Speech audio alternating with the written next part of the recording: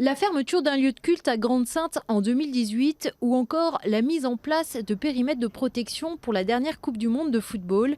Ces mesures de sécurité exceptionnelles, initialement prévues en cas d'état d'urgence, ont été introduites dans une loi en novembre 2017, la loi pour la sécurité intérieure et la lutte contre le terrorisme.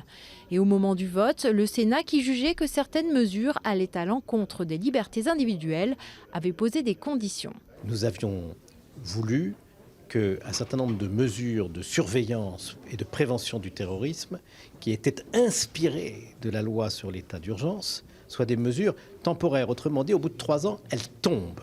4 mesures arriveront donc à échéance le 31 décembre 2020. La mise en place de périmètres de protection, la fermeture des lieux de culte, le contrôle administratif et de surveillance, les visites à domicile et saisies.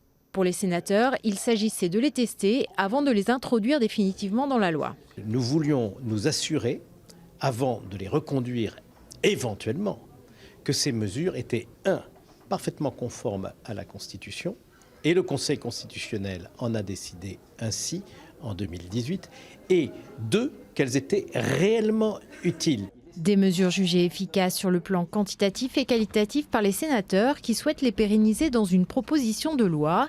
Au total, depuis la mise en place de la loi, 504 périmètres de protection ont été mis en place, 7 lieux de culte ont été fermés, 229 mesures individuelles de contrôle prononcées et enfin 149 mesures domiciliaires autorisées.